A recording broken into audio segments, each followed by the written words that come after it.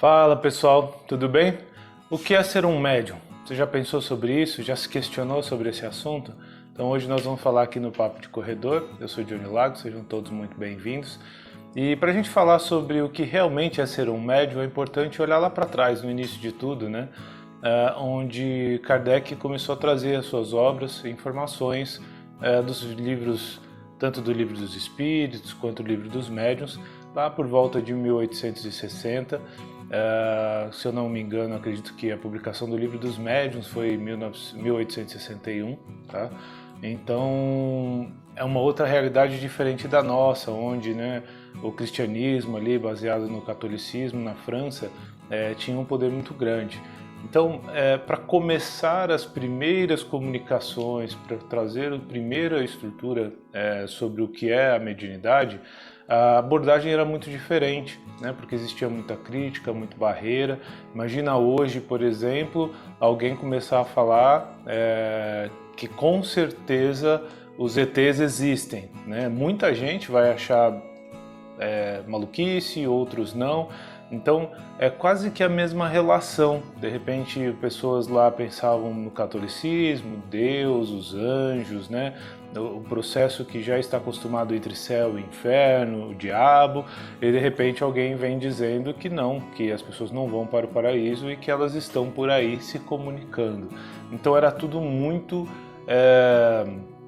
maluco, né, para as pessoas da época. Mesmo o próprio Allan Kardec, que não era esse mesmo nome dele, duvidou por muito tempo, vendo, né, as mesas girantes e tudo mais. Então, por que eu estou trazendo isso? Porque se a gente não entender o contexto, dificilmente a gente consegue entender a realidade das coisas. Dentro das obras deles, muitas vezes a gente vai ler e vai entender que quando ele fala sobre mediunidade, é o processo de comunicação de um espírito desencarnado no mundo material. E o medianeiro, né, o intermédio ali, que faz essa tradução, é o médium. Tá? Por que acontecia isso? Porque não dava para se falar muito em processos energéticos, não dava para se abrir tanto conhecimento quanto a gente tem hoje. Era o primeiro passo. Então, só o fato de falar que os mortos estavam ali, que eles usavam os vivos para se comunicar, já era um choque muito grande na sociedade. Então, a gente vai observar os relatos dentro do livro de Kardec sempre falando como um processo de comunicação dos mortos com os vivos. Tá? Hoje a gente já entende que o médium é numa percepção um pouco maior, um pouco mais abrangente, onde ele realmente é o meio de muitas questões energéticas, sempre provavelmente envolvendo ou um espírito, né, desencarnado, ou até mesmo um processo energético que esteja acontecendo num plano superior para que ele aconteça aqui no nosso plano. Então, se a gente olhar tanto as mediunidades que a gente tem hoje em dia, né, tanto de comunicação, quanto a mediunidade de energização, tem muito espírito que vem só para fazer energização, tem as entidades médicas, né, de linha médica, que vêm para fazer cirurgias médicas. Então eles não, muitas vezes nem se comunicam, às vezes eles só vão lá, operam, né, o paciente, às vezes energeticamente. Alguns, como o Arigó lá, né, que vai sair o filme inclusive em breve, fazia fisicamente, cortava, né, e curava as pessoas no físico. Tem outros que fazem no energético, mas é sempre usando um médium. Então, por exemplo, um passista é um médium porque ele é o meio entre um espírito que está passando energia através dele para chegar numa outra pessoa. Ele é o meio, então ele é o médium. Um reikiano, querendo ou não, faz o papel de médium quando está fazendo o trabalho. Ele está puxando uma energia superior, transmutando essa energia para poder chegar até alguém. Também é considerado também um processo mediúnico, tá? Porque não é só da pessoa.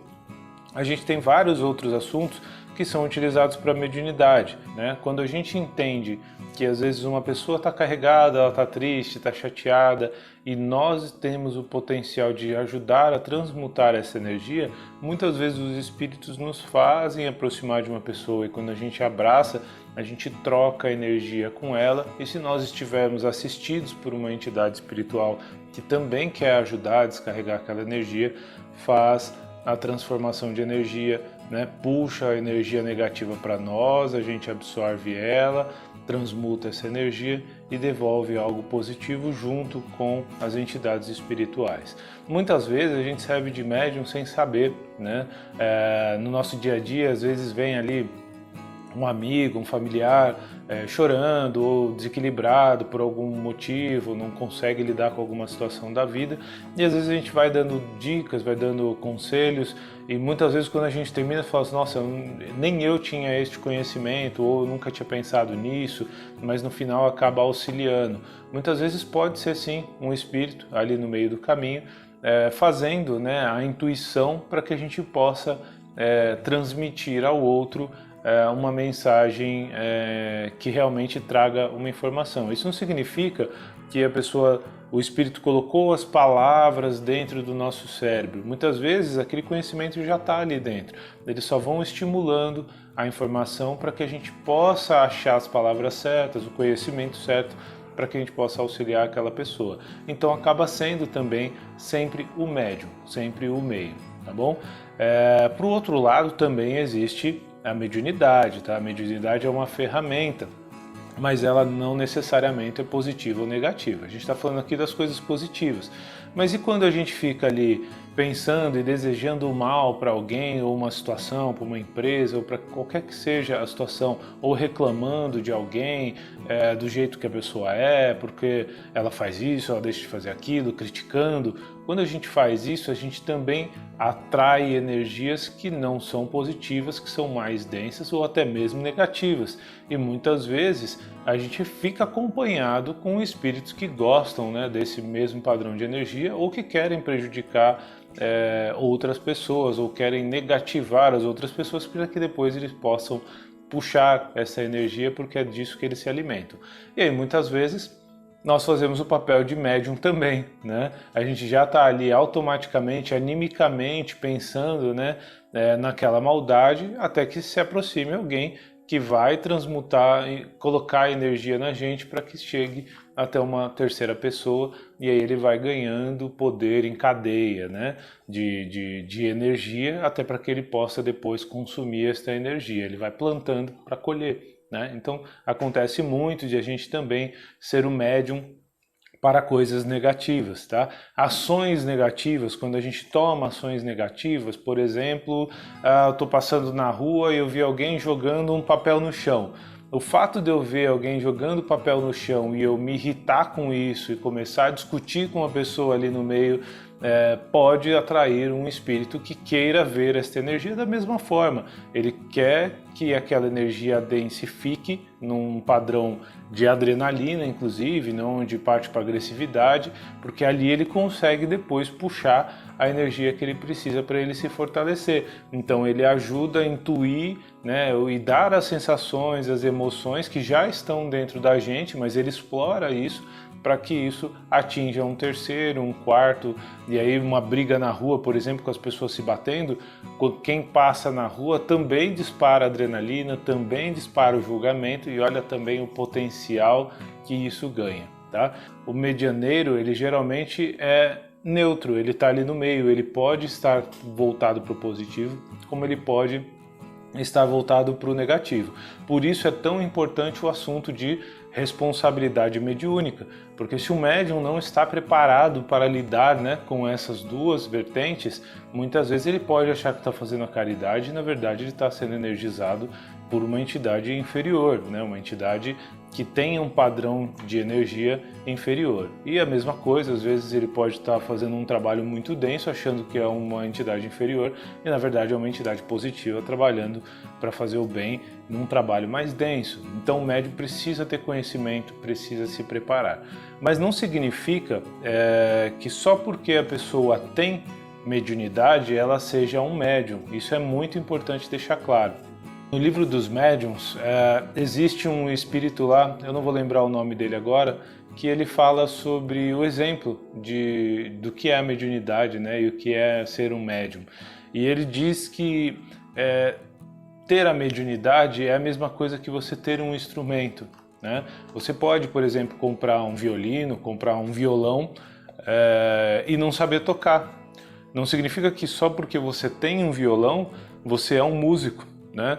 A mediunidade todos nós temos a capacidade de ser o meio entre energias, entre pensamentos e sentimentos. Todos nós temos intuição, todos nós transmutamos energia, nós somos feitos de energia, a nossa física já explica isso com super tranquilo, né? Todo mundo sabe que nós somos feitos de células atômicas, né? Energia atômica e tudo mais. Então nós somos feitos de energia, nós transmitimos e recebemos energia o tempo inteiro. E a gente muitas vezes acaba sendo o meio nisso. Então todos nós temos os processos mediúnicos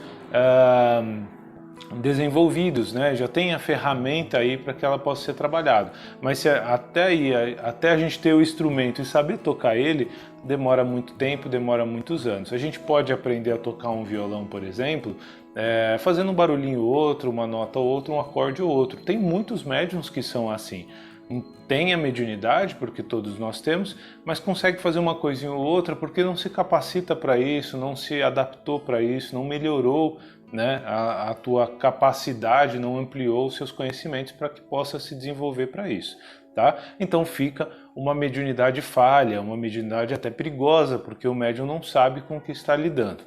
Depois nós temos ali o médium amador, né, que ele já entende, ele já trabalha, ele tem bem desenvolvido, muitas vezes até dá consulta ou dá passes, ele está trabalhando com a mediunidade, mas é a mesma coisa que um violinista amador. Ele vai saber tocar uma outra música, o som que ele faz já é um pouco mais agradável, mas é muito diferente de um profissional violinista. Então se ele chama lá um grupo de pessoas para um concerto, ele vai ter lá meia dúzia de gato pingado, a própria família, para poder assistir e às vezes sai um som legal, mas é diferente de um violinista profissional que vai realmente lotar um estádio lá para poder assistir ele tocando, porque ele realmente entende muito daquilo que ele está fazendo.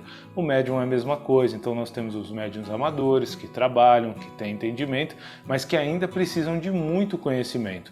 Mas com o passar do tempo a gente vai estudando, vai se capacitando, assim como a música, é impossível se tornar um bom médium do dia para a noite.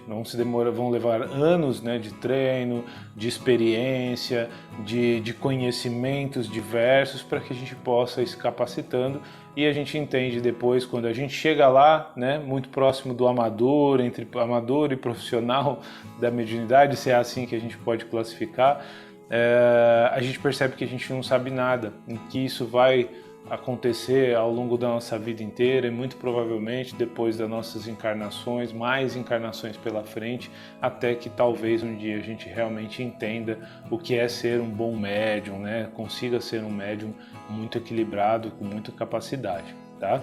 O ser bom médium é muito importante deixar claro que é ser uma boa ferramenta mediúnica. Né? A gente também tem qualidades de instrumentos para poder exemplificar isso. Então a gente pode pegar, sabe aquele violãozinho de criança, né? Aqueles pequenininhos que a criança fica fazendo quem? Aquilo lá não deixa de ser um violão. A ferramenta que ele foi feita é a mesma. E se pegar uma pessoa que sabe tocar muito bem, ela consegue inclusive tirar um som audível, né, daquele violãozinho.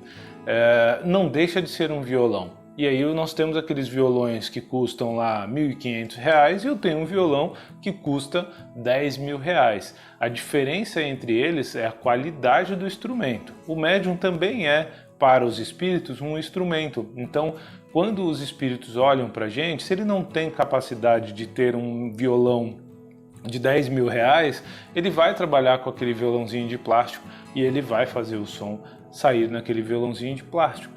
Mas se ele tiver um violão intermediário, ele já consegue fazer um show muito melhor com aquele violão intermediário. Em contrapartida, se ele tiver um violão de R$ 10.000, com madeira especial, cordas especiais, com aparelhagem especial, ele vai conseguir fazer um show muito melhor. E o médium é a mesma coisa, nós somos instrumentos, e a capacidade de trabalho que a gente oferece para um espírito é a nossa qualidade, né? Então a gente começa na verdade como um violãozinho de criança, depois a gente se torna um violão amador, até que a gente também se torne um violão profissional. Então é muito importante uma pessoa que dedica, né, o seu tempo, a sua vida para a mediunidade, para fazer a caridade, ela precisa entender que não é só estar lá 1, 2 horas sentado no centro de olho fechado, dedicando aquela energia, doando a sua energia. Ela precisa se capacitar, ela precisa entender a responsabilidade, ela tem que ter um aprofundamento muito grande para que ela realmente seja uma boa ferramenta de trabalho.